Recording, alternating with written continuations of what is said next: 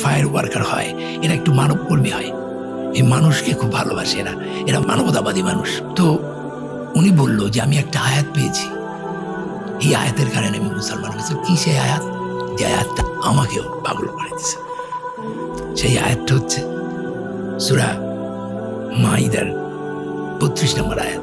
ভুল হতে পারে, আল্লাহ মাফ করে দিবে, কিন্তু আমি আয়াতটা বলি, যেটা হচ্ছে আউযুবিল্লাহি মিনাশ শাইতানির রাজিম, বিসমিল্লাহির রহমানির রহিম। এই কারণেই বনি ইসরায়েলের উপর আমি এই বিধান দিলাম যে নরহত্যা বা পৃথিবীতে ধ্বংসাত্মক কার্য করা হেতু ব্যতীত কেউ কাউকে হত্যা করলে সে যেন পৃথিবীর সকল মানুষকে হত্যা করল, কেউ কারো প্রাণ রক্ষা করলে সে যেন পৃথিবীর সকল মানুষেরই প্রাণ রক্ষা করল। তাদের কাছে আমার রাসূলরা স্পষ্ট প্রমাণ এনেছিল, কিন্তু অনেকেই সীমা লঙ্ঘনকারী রয়ে গেল। ও মাই আল্লাহ, একটা মানুষকে বাঁচালে সমগ্র মানব জাতির বাঁচানোর সওয়াব পাবে। কোনো কজ ছাড়া একটা মানুষকে হত্যা করা মানে যে পৃথিবীকে ধ্বংস করছে তাকে হত্যা করাটা জায়েজ, কিন্তু কোনো যুক্তিযুক্ত কারণ যেটা ধ্বংস করে না এরকম যদি হয়, আপনি যদি একটা মানুষকে হত্যা করেন তাহলে সমগ্র মানব জাতির হত্যার পানিশমেন্ট আপনি পাবেন। ওই ফায়ার ওয়ার্কার বলতেছে যে একটা মানুষকে বাঁচালে যদি সমগ্র মানব জাতিকে বাঁচানোর সওয়াব পাওয়া যায়, এত বড় আয়াত আমি কোনো গ্রন্থে পাই নাই। Why shall I not take this now? উনি যখন এটা বলছে তখন ওই আয়াতটা আমার মুখস্থ। আরো অনেক আয়াত আছে, সূরা আহজাবের মোস্ট প্রবাবলি 27 নম্বর আয়াত হবে আমার যতটুকু মনে পড়ছে। সেটা বলছেন যে আল্লাহ পৃথিবীর সমস্ত গাছ যদি কলম হয় আর এই যে সমুদ্র এর সঙ্গে এ যদি খালি, সেই সঙ্গে আরো 7 সমুদ্র যুগ দিয়ে যদি খালি হয়, তবুও তোমরা আল্লাহর গুণাবলী লিখে শেষ করতে পারবে না, কারণ তিনি শক্তিমান তত্ত্বজ্ঞানী। This is my point. শক্তিমান তত্ত্বজ্ঞানী, তিনি সর্বশ্রেষ্ঠ তত্ত্বজ্ঞানী। এই সর্বশ্রেষ্ঠ তত্ত্বজ্ঞানীটা যে কতবার কোরআনে আল্লাহ বলেছেন। মজার ব্যাপার হচ্ছে এই তত্ত্বজ্ঞানী বলার পরপরই উনি একটা অসাধারণ তত্ত্ব দিয়েছেন। সে আয়াতটা কি? আল্লাহ বলতেছেন তোমাদের সকলের সৃষ্টি ও পুনরুত্থান একটি মাত্র প্রাণীর সৃষ্টি ও পুনরুত্থানের সমান। আর আল্লাহ তো সব দেখেন ও শুনেন। আপনি চিন্তা করতে পারেন, একটি প্রাণীর সৃষ্টি ও পুনরুত্থান তোমাদের সকলের সৃষ্টির ও পুনরুত্থানের সমানে। বিবর্তনবাদের কথা বলতেছে না, হ্যাঁ কিনা নাই কোরআনে। যারা ভাই বুঝে না, যার জ্ঞান নাই, তারা উল্টাপাল্টা কথা বলা উচিত না কোরআনকে বাদ দিয়ে। আবারও বলছি, কোরআন অনেক জ্ঞানী গর্ভ একটা বই। আপনি চিন্তা করেন একটা টিকটিকি যদি পৃথিবীতে থাকে, সেখান থেকে আল্লাহ আবার পুনরায় সৃষ্টি করবেন। মানে আমার কথা হচ্ছে, আজ পর্যন্ত মানুষ একটা অ্যামিবিয়া সৃষ্টি করতে পারছে? কোনো প্রাণী সৃষ্টি করতে পারছে? মানুষ একটা কণা বালু কণাও সৃষ্টি করতে পারে নাই। He just ডিসকভারার। সে ধুলাবালি বার করে একটা করে নক্ষত্র আবিষ্কার করে আর বলে আল্লাহ নাই, আল্লাহ নাই। ও একটা ধুলাবালি পরিষ্কার করে আবিষ্কার করে। এটা তো সৃষ্টি নয়। হওমানি হয়ে যাবে, একটা বালুকানা আল্লাহ বানিয়ে ফেলবেন। তো বলতেছে আপনি যে কয়দিন পরে বলবে আমি মানুষ বানাইছি, এটাও বলতে পারে, কারণ আপনি তো ক্লোনিং হয়ে গেছে। আপনি কলম আছে না, গাছের যে কলম হয়, তো এক গাছ থেকে আরেক গাছ জন্ম পানাটা কি সৃষ্টি করা হলো? আপনি রূপান্তর করলেন, কিন্তু একটা বালু মানুষ সৃষ্টি করতে পারবে না। এই যে আয়াতগুলো দিনে দিনে আমাকে আস্তে আস্তে কোরআনের দিকে আকৃষ্ট করেছে। যেমন বিগ ব্যাং তত্ত্ব, মহাসংকোচন তত্ত্ব। বিগ ব্যাং তত্ত্বতে স্পষ্টভাবে সূরা আম্বিয়াতে 32-30 থেকে আয়াতটা শুরু হয়েছে যে আউযুবিল্লাহি মিনাশ শাইতানির রাজিম, বিসমিল্লাহির রহমানির রহিম। অবিশ্বাসী কি ভেবে দেখে না আকাশ ও পৃথিবী ওতপ্রোতভাবে মিশেছিল, তারপর আমি উভয়কে পৃথক করে দিলাম এবং প্রাণবান সবকিছু পানি থেকে সৃষ্টি করলাম। চিন্তা করছেন? All thing R created from water. এবং আকাশ ও পৃথিবী, it's Akash means is a symbol of universe. এই সব কিছু ওতপ্রোতভাবে জমেছিল, তাই ওদেরকে বিগ ব্যাং এর মতো করে দিলাম। এবার আমি আসি সূরা আম্বিয়ার 104 নম্বর আয়াত। যেই কথাটা স্টিফেন হকিংসে ওই অগাস্টাইনকে বলা হয়েছিল, সেটার উত্তর আমি এখন আপনাকে দিচ্ছি। সেখানে ওখানে বলা হয়েছিল যে what was God doing before building the universe. সূরা আম্বিয়ার 104 নম্বর আয়াতে আল্লাহ বলছেন, সেদিন আমি আকাশকে গুটিয়ে ফেলবো যেভাবে লিখিত কাগজ গুটানো হয়। যেভাবে প্রথম সৃষ্টি করেছিলাম সেভাবে পুনরায় সৃষ্টি করব। প্রতিশ্রুতি পালন আমার কর্তব্য, আমার কর্তব্য আমি করবই। লিখিত কাগজ গুটানো, বুঝতে পারছেন, ব্ল্যাক হোলসের মাধ্যমে আস্তে আস্তে কিন্তু সব কিছু আবার মহাসংকোচনে, I am talking about Stephen Hawkings, total আবার একটা জায়গায় চলে আসবে। এই যে পৃথিবীটা যখন, সূর্যটা যখন নিভে যাবে, এটা একটা ব্ল্যাক ম্যাটারে পরিণত হবে। এবং যেটা হয় এরকম জমতে জমতে জমতে জমতে একসময় মহাবিশ্বের সবগুলোকে সে একত্রে নিয়ে আসবে। তাহলে ওতপ্রোতভাবে এটা ছিল, আল্লাহ বিগ ব্যাং করলেন, আবার ওইটা আবার আগের জায়গায় চলে গেলেন। কি বলেছেন? আমি তারপর আবার পুনরায় সৃষ্টি করব। তার মানে এক বিগ ব্যাং থেকে মহাসংকোচন, আবার সেই মহাসংকোচন থেকে আবার বিগ ব্যাং, এইটাও infinite time. So what was God doing, it is out of question. এটা আমার প্রশ্নই হতে পারে না। এক বিগ ব্যাং থেকে আরেক মহাসংকোচনের টাইমটা আমরা চিন্তা করতে পারি না। কাজেই আমার জ্ঞান, আমি আল্লাহকে বিচার করছি একটা মাত্র পৃথিবী আর মানুষ আমার নিজের সাথে তুলনা করে। পৃথিবীতে একটা না, কোরআনের আমি আপনাকে একদম আয়াত দেখাই দেব, ইনফিনিট অফ পৃথিবী, যে আল্লাহ কিভাবে আমাদের নিয়েছেন। কোরআনটা পড়তে হবে জ্ঞানের সঙ্গে। আমাদের লিমিটেশন বা সংকীর্ণতা দিয়ে আমি আল্লাহর অসীমতাকে বোঝার চেষ্টা করছি। আল্লাহর অলমাইটিনেস নির্ভর করে আপনার নলেজের উপর। আপনি কোর ব্যাং হলে আপনি আল্লাহকে একভাবে দেখবেন, আর আপনি যত জ্ঞান অর্জন করবেন তত ভালো। তো আমার কাছে ওই যে শব্দটা আমার রুহ, এবং আমি আজকে মৃত্যু ভয় ভীত নই। আল্লাহর কাছে দোয়া করি যে আল্লাহ, তুমি আমাকে মৃত্যুর ঘুমের মধ্যে আমার মৃত্যুটা দিও। অপারেশন করলে যেরকম টের পাওয়া যায় না, জন্মের সময় যেভাবে টের পাইনি, সেভাবে তুমি আমার মৃত্যুটা দিও। আমাকে প্রশান্ত আত্মাদের অধিকারী করো, আমাকে তোমার সৎকর্মদের অন্তর্ভুক্ত করো। এখন আবার আরেকটা সূরা রুমে 30 নম্বর একটা আয়াতের কথা মনে পড়লো। সাধারণ যারা আমাকে প্রশ্ন করে তাদেরকে আমি বলছি, যারা বিশ্বাস করে না, আল্লাহ বলতেছেন ওরা কি স্রষ্টাহীন সৃষ্টি? না, ওরা নিজেরাই স্রষ্টা। না, ওরা আকাশ ও পৃথিবী সৃষ্টি করেছেন, ওরা অবিশ্বাসী। আচ্ছা, আপনি কেন ইমাজিন, আমি যাকে মানি না, আল্লাহ নাই, তাহলে এই এমনি হয়ে গেল এগুলো সব? এত সুন্দর, জোড়ায় জোড়ায়, এত চমৎকার, এমনি হয়ে গেল?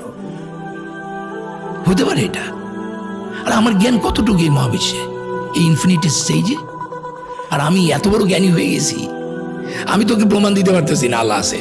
আমি নিদর্শন পেয়ে গেছি। আমি এই মানুষটি একটু হলো টের পাচ্ছি আল্লাহর অস্তিত্ব, যে কারণে পাগলে গেছি। কিন্তু তোমাকে আমি চাইলেও তো তোমার আমি আল্লাহরে দেখাইতে পারবো না যে আল্লাহ আছে। আল্লাহ এই কারণে আল্লাহ নাই। তো তুমি কোন জ্ঞানের উপর ভিত্তি করে বলো আল্লাহ নাই? কত জ্ঞানী তুমি? হ্যাঁ, এমনি এমনি সব এত চমৎকৃত, শৃঙ্খলিত। এত বছর আগে নক্ষত্ররাজি যে অস্তমিত হয়, এই কথা তখন আবিষ্কার হয়েছিল। কক্ষপথ শব্দটি, আমার আরেকটা কথা আমার এখানে উল্লেখ করা দরকার।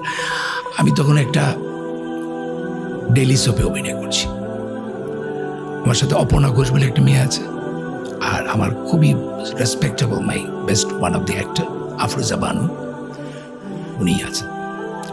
উনি আমার মেবি মায়ের রোল করছিলেন বা এরকম একটা কিছু। তো আমি বলছিলাম যে সূর্যের কক্ষপথ আছে, শুনেন। আমি বলছি সূর্য তার নিজস্ব কক্ষপথে। উনি তখন রিঅ্যাক্ট করলেন, রাখায় সব কিছুতে পণ্ডিতি করো না। উনি রাইট, শি ইজ রাইট, আমি তার প্রতি শ্রদ্ধা রেখে বলছি সূর্যের কক্ষপথ নাই। পৃথিবী, সূর্য নিজের পৃথিবীর কক্ষপথ আছে সূর্যের চারিদিকে। সূর্যের কিসের কক্ষপথ? আমি তো বলে প্রমাণ দাও। আমার তো ওই জায়গাটা জ্ঞান থেকে গেল। আমার অবস্থাটা দেখে রুমা করে একটা নায়িকা ছিল, ওর বোনকে ফোন করলো। আমার অবস্থাটা দেখে যে রাখায় এরকম হয়ে গেল। ও ওখানে পড়ালেখা করছে ফিজিক্সের উপরে। ও বলছে আপু এটা আমার কোনো ধারণা নেই। তো আমি চুপ করে আছি, কিছু বলিনি, কারণ আমি তো এখানে ঠেকে গেছি, আমার তো কিছু বলার নেই। আমার একজন বিখ্যাত টিচার আছে নটরডেম কলেজে, আমি যেহেতু নটরডেম কলেজ থেকে পড়েছি, সুশান্ত স্যার, পদার্থবিদ। হ্যাঁ, সুশান্ত স্যারকে ফোন দিয়েছি, বয়স হয়ে গেছে, আল্লাহ জানি না উনি বেঁচে আছেন কিনা। তো স্যারকে বললাম, স্যার আমি কাজী রাখায়। বলছি, হ্যাঁ তোকে আমি চিনি, একটা নাটক দেখেছি আমি। বলে যে স্যার আমি তো একটা বিপদে পড়ছি স্যার, আপনি এত সুন্দর উনি পড়াতেন, ওনার প্রশ্নের ধরনটা আমাদেরকে এভাবে শিখিয়েছে যে ঠেলা গাড়িকে বলা হলো, তোমরা বাচ্চারা ব্যাখ্যা করো, ঠেলা গাড়িকে বলা হলো, এই ঠেলা গাড়ি ঠেলা দাও। ঠেলা দেবো না স্যার, আমি নিউটনের তত্ত্ব শিখছি। কি শিখছিস? বলে ঠেলা গাড়ি ঠেলা দিলে নিউটনের তত্ত্ব অনুযায়ী ও আমার ঠেলা দিব, তাহলে তো গাড়ি আগাইব না, এবার ব্যাখ্যা করো। এরকম ধরনের খুব ক্রিয়েটিভ কোয়েশ্চেন করতো আর কি। হ্যাঁ, তো স্যার আমাদের খুব প্রিয় প্রশান্ত স্যার, পদার্থবিজ্ঞানে।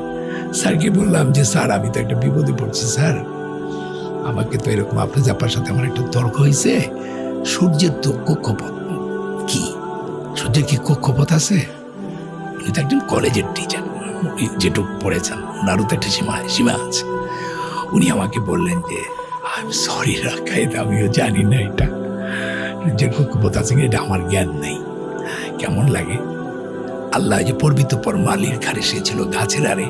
আমি হঠাৎ করে আমার লাইব্রেরিতে গিয়ে স্টিফেন হকিংসের ওই বইটা ঘুরাইতে গিয়া একদম জাগা মতো গিয়ে পড়লো।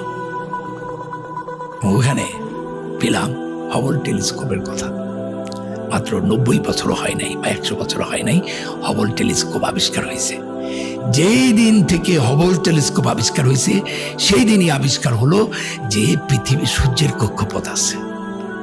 অর্থাৎ আমরা দেখবেন এই যে স্পাইরালের মতো যেটা ছায়াপথ, আমাদের যে সূর্যের পরিবারগুলো, ওই যে ইঞ্জিনিয়াররা যেটা রড এরকম আর কি, একটা স্পাইরাল একটা ফর্ম আছে, প্রত্যেকটা সূর্য একটা কক্ষপথে ঘুরে। আমাদের যে সূর্যটা, সেই সূর্যটা 1.5 কোটি আলোক বছর পর আবার আগের জায়গায় আসে। আজকে বলেন তাহলে, আমি আফরোজাবাকে বলেছিলাম কারণ কোরআনে বলেছিল যে আল্লাহ সৃষ্টি করেছেন রাত্রি ও দিন ও সূর্য ও চন্দ্রকে, সূরা আম্বিয়ার, প্রত্যেকে নিজ নিজ কক্ষপথে বিচরণ করে। এইটাও আমাকে কোরআনকে অ্যাট্রাক্ট করার আরেকটি কারণ। গ্যালিলিও নামক একটা নাটকে আমি অভিনয় করেছি, কোপার্নিকাসকে পুড়িয়ে মারা হয়েছে, তাই না? আমি 110 বছরের একটা রোলে অভিনয় করছিলাম, গ্যালিলিও দাঁড়িয়ে আছে, আমি তাকে চিৎকার করতে বলছিলাম, পৃথিবীতে বাস করে পৃথিবীর খেয়ে পড়ে তুমি পৃথিবীকে অপমান করতে চাও, তোমাকে আমরা পুড়িয়ে মারবো। কারণ উনি গ্যালিলিও বলছিল পৃথিবীর কোনো কিছু স্থির না, মহাবিশ্বের কিছু স্থির না, এমনকি সূর্য না। কিন্তু সূর্যর কক্ষপথ আছে কিনা সেটা গ্যালিলিও বইলা যায় নাই, সেটা মাত্র ডিসকভার হয়েছে হাবল টেলিস্কোপ আবিষ্কার হওয়ার পর। তাহলে 1400 বছর আগে কিভাবে কোরআনে বলে যে আল্লাহ সৃষ্টি করেছেন রাত্রি ও দিন ও সূর্য ও চন্দ্রকে, প্রত্যেকে নিজ নিজ কক্ষপথে বিচরণ করে। আপনার একটা ব্যক্তিগত ফিলসফির কথা বলতে গিয়ে 1 এবং 99 কথা, 1 এবং 99 কথা যেটা বলছিলাম, যে সেটা হচ্ছে যে আমার কাছে দেখলাম, দেখুন আমি ফার্স্ট হয়েছি নটরডেমে, আমার প্রায় অনেক ভালো মার্ক ছিল, আমার 800 মার্ক ছিল।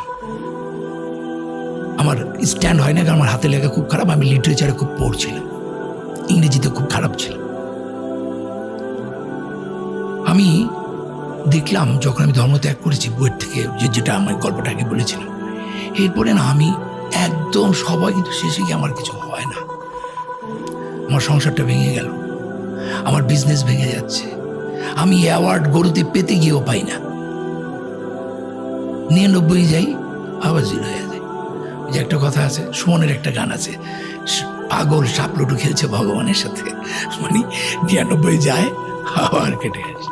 সো আপনি 99 পারলেই যে আপনাকে 100 হবে, এই তখন আমার গোলের ফিলোসফিটা আমার মাথার মধ্যে কাজ করলো।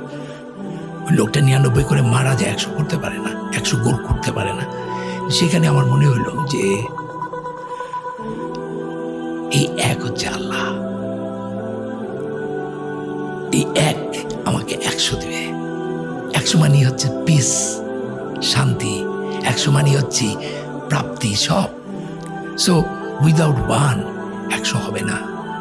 তুমি যতই পণ্ডিত হোক 99 পর্যন্ত করবা, হ্যাঁ, কিন্তু তুমি 100 হবে না তোমার। এরকম একটা আমার ভাবনা কাজ করা শুরু করলো, কারণ আমার তো খাচ্ছে না কিছুই। বিশ্বাস করবেন যেদিন থেকে এই এককে আমি স্বীকার করেছি, সেদিন থেকে আল্লাহ সুবহানাহু ওয়া তাআলা আমাকে সব দিয়ে দিয়েছেন, সব। এত সম্মান আর কত। আমি যখন অ্যাওয়ার্ডটা নিচ্ছিলাম ওই সময় প্রাইম মিনিস্টারের হাত থেকে,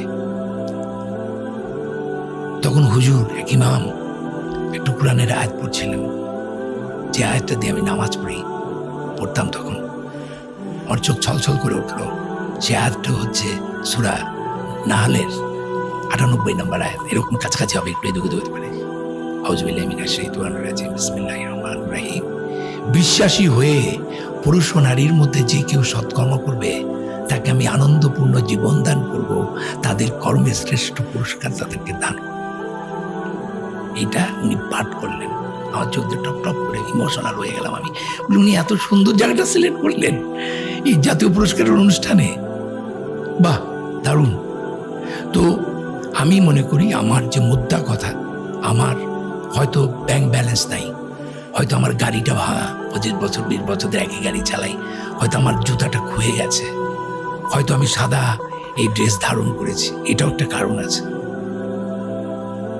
এখন এটা এক ধরনের, যে হজে গেলে সাদা কাফনের কাপড় পরে যেরকম, আমি যেদিন তার কাছে সারেন্ডার করেছি পুরোপুরি, সেদিন থেকে আমি সাদা পরি। আর এটা কিন্তু সাদা না, it's a combination of 7 colours, 7টা রং এটার মধ্যে আছে। সাদা খুব প্রিয় আল্লাহর, না? তো আমার কাছে মনে হয়েছে, আমি যেটা বলে যাই, যে বিশ্বাসী হয়ে যে সৎকর্ম করবে তার হয়তো প্রাচুর্য হবে না, কিন্তু প্রাচুর্য হলে কি সুখী হওয়া যায়? অ্যাপার্টমেন্ট, ঝকঝকে অ্যাপার্টমেন্টের চেয়েও একজন রিক্সা চালক অনেক সুখে আছে, কারণ আপনি একজন মনোবিজ্ঞানী, আপনি জানেন যে আসলে শান্তিটা মনের। তো আমার কাছে যেটা মনে হয়েছে, আর কত সম্মান দিবে আল্লাহ আমাকে, নুয়ে পড়ছি। তবে অবাক হচ্ছি, ইদানিং আমার বিশ্বাসটা হয়েছিল হয়তো 0.11%, আস্তে আস্তে আস্তে আস্তে কোরআন পড়ে পড়ে পড়ে পড়ে প্রতি বছর লেয়ার টু লেয়ারে যেতে যেতে যেতে যেতে যেতে যেতে এখন আমার বিশ্বাসটা আস্তে আস্তে বাড়ছে। এই বাড়াটা কোরআন ছাড়া সম্ভব নয়। কোরআন এবং গণিতের মধ্যে অনেক সুন্দর কিছু সামঞ্জস্যপূর্ণ বিষয় চিন্তা করেন, গবেষণা করেন, যেটা সম্পর্কে আমাদের শিক্ষিত সমাজ একেবারেই জানে না। তো কিভাবে এটা আপনার শুরু হইলো? মানে কেন কোরআনের বিস্ময়ে জায়গায় আপনি গণিতকে কিভাবে মিলাইলেন, এবং সেখানে আপনি যদি কিছু আমাদেরকে একটু উদাহরণ দেন যে কেন কোরআনের একটা গাণিতিক ভাষা অথবা কোরআনের একটা গাণিতিক অলৌকিকতা আপনাকে মুগ্ধ করলো। রাইট, এটা খুবই গুরুত্বপূর্ণ। আমি যখন কোরআনের সৌন্দর্য দিয়ে আকৃষ্ট হচ্ছিলাম, তখন গণিতটা আমি গণিতের দিকে যাইনি। আমি তখন কিছু সুন্দর সুন্দর ভার্স ফিলোসফিক্যালি আগাচ্ছিলাম। করোনার সময়, আমি করোনা আক্রান্ত হয়েছিলাম, করোনার সময় 2টা সংখ্যা, একটা 7 আর একটা হচ্ছে 19। 1974 থেকে 84 এরকম জায়গা পর্যন্ত 7-এর যে মহত্ব, যেমন সূরা ফাতিহার 7, তারপরে 7টা আকাশ, 7টা মহাদেশ, তাই না, 7টা রং, এই যে 7-এর যে চমৎকার, আপনি সূরা ফাতিহার 7-এর যে ম্যাথমেটিক্যাল মানে অঙ্ক আছে, এটা আপনি পাগল হয়ে যাবেন। 7 নিয়ে গবেষণা করে ফেলেছে রিসার্চাররা। 19 যে সংখ্যাটা, যেটা কোরআনে মুদাথিরে আল্লাহ বলতেছেন 30 নম্বর আয়াতে, যে 19 জন দেহরক্ষী থাকবে, ফেরেশতা থাকবে দুজকের। এই 19 সংখ্যার মধ্যে চিন্তাশীলদের জন্য করা গেছে। তো 19 নিয়েও অনেক গবেষণা হয়েছে, এবং 19 অসাধারণ। এটাও সূরা ফাতিহা 7 আর 19-এর রিসার্চাররা গত 74 থেকে এটা নিয়ে কাজ করেছে।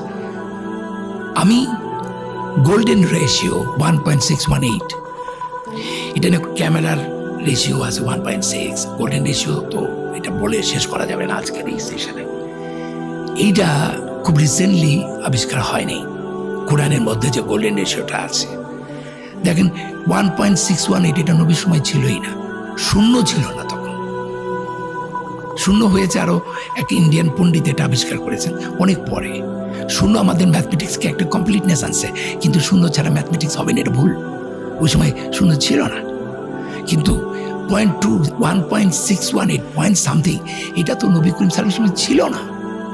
কিভাবে কাটায় কাটায় গুলো মিলে যাচ্ছে। কোরআনের মধ্যে যেমন ধরেন 786, 786, এই 786টার একটা মহত্ব আছে।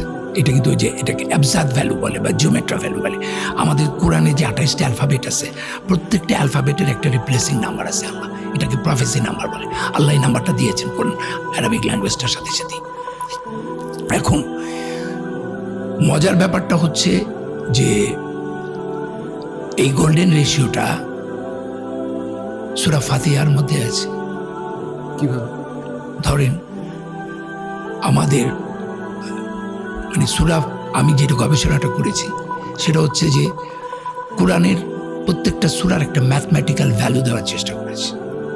ধরেন সূরা বাকেরার 286টা আয়াত আছে, তাহলে এটার ম্যাথমেটিক্যাল ভ্যালু হবে 2.286 যদি এটা আমি ডেসিমেলে নিয়ে আসি, ডেসিমেল ভ্যালু। সূরা ইমরান, সূরা আল মারিজের 44টা আয়াত আছে, কিন্তু এটা চ্যাপ্টার নাম্বার হচ্ছে 70, তাহলে এটা আমরা বলতেছি 70.44। এখন কোনোটায় কোনো আয়াত যে আয়াতগুলোর বেশি, যেমন ইমরানে বেশি, সূরা নাসে বেশি, কিন্তু সূরা আল ফালাক বা সূরা নাসে কিন্তু আয়াত সংখ্যা কম, সূরা ইখলাসে তো আরও কম, তাই না? বা সূরা যাই হোক কাউসারে তো মাত্র 3টা আয়াত। তাহলে ওই 3টা আয়াতের ডিজিটাল ভ্যালুটা আর দশমিক ভ্যালুটা কিন্তু সূরা বাকেরার এক না, বুঝতে পারছেন? আলাদা। তার পজিশন অনুযায়ী বার করলাম। তার মানে এইভাবে আমি সূরাগুলো বার করলাম, করার পরে তাহলে কোরআনে টোটাল 114টা সূরার মধ্যে 2টা সূরাতে বিসমিল্লাহ নাই। 1 নম্বর সূরা তওবায় কোনো বিসমিল্লাহ নাই, 9 নম্বর চ্যাপ্টার। আর সূরা ফাতিহার যে বিসমিল্লাহটা আছে, সেই বিসমিল্লাহটা, এটা আমার কথা না, রিসার্চারদের কথা, সূরা ফাতিহাটা বিসমিল্লাহটা 7টা আয়াতের ভেতরে, ঠিক আছে? তার মানে 112টা বিসমিল্লাহ। আর সূরা ফাতিহার বিসমিল্লাহটা ধরলে পুরা কোরআনে আয়াত সংখ্যা হচ্ছে 6234টা। তার সঙ্গে আপনি যদি 12 যোগ করেন তাহলে এটা হবে 6348। এটা হচ্ছে টোটাল আয়াত সংখ্যা। এখন প্রত্যেকটা সূরার আগে যে বিসমিল্লাহর আগে কোনো নাম্বার নাই, কিন্তু প্রত্যেকটা কোরআনের প্রত্যেকটা ভার্সের আগে নাম্বার আছে। তাহলে সূরা বাকারার 255 নম্বর আয়াত, আয়াতুল কুরসির যে দশমিক ভ্যালু, আর সূরা ফাতিহার আরেকটা আয়াতের দশমিক ভ্যালুর মধ্যে পার্থক্য আছে, কারণ এটা 1.6। এখন বিসমিল্লাহ যেহেতু নাই, তাহলে যার নাই তার তো একটা অ্যাভারেজ ভ্যালু করা উচিত, তাই না? আপনি দেখেন 114কে আপনি যদি 6348 দিয়ে ভাগ দেন, আপনি ভাগফলটা পাবেন 0.01799 সামথিং, মানে যেটা অ্যাভারেজ করলে হয় 0.018 বিসমিল্লাহর ভ্যালু। এখন সূরা ফাতিহার মধ্যে বিসমিল্লাহ একটা ঢুকে আছে, তাহলে প্রত্যেক বিসমিল্লাহর দশমিক ভ্যালু যদি 0.018 হয়, তাহলে এইটারও তো তাই হবে, এটা তো আলাদা হবে না। তাহলে এইটা বাদে থাকে কয়টা? 6টা।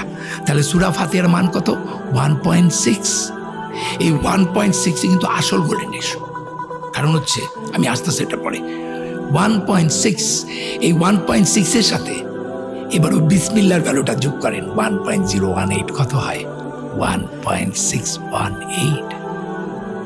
এবং সূরা যে সূরা আল মারিজের 70 নম্বর চ্যাপ্টার, কিন্তু সেখানে কয়টা আয়াত আছে? 44টা। ইন্টারেস্টিংলি সূরা মারিজের পর 44টা সূরা আছে। সুবহানাল্লাহ।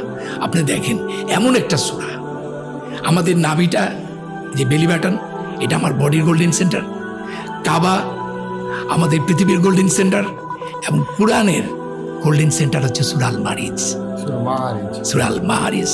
সেখানে 70, এবং সেটার ভ্যালু হওয়ার কথা ছিল 70.44, এবং 70.44 এটার সাথে যদি এবার একটা বিসমিল্লাহ আছে, ওটা যোগ করেন 0.018, তাহলে ওটা যোগ করার পর 70.45 সামথিং পাবেন। 114কে 70.45 দিয়ে ভাগ দেন, দেখবেন 1.618 হচ্ছে। সো এরকম, যেমন আমি রিসার্চারদের সাথে, রিসার্চাররা এগুলো তো বাংলাদেশি রিসার্চারটা কম হয়েছে, সিরিয়া, জর্ডান এবং এগুলো হয়ে গেছে। আমার কাছে একটা সফটওয়্যার আছে, এটা সিরিয়ার এক ইঞ্জিনিয়ার, আমি শুধু এটুকুই আমি আপনাকে বলি, ম্যাথমেটিশিয়ানস আর একটা ইঞ্জিনিয়ারের মধ্যে পার্থক্য আছে। ইঞ্জিনিয়াররা ম্যাথমেটিক্সটা রেগুলার প্র্যাকটিস করে, আর ম্যাথমেটিশিয়ানরা হলো তাত্ত্বিক।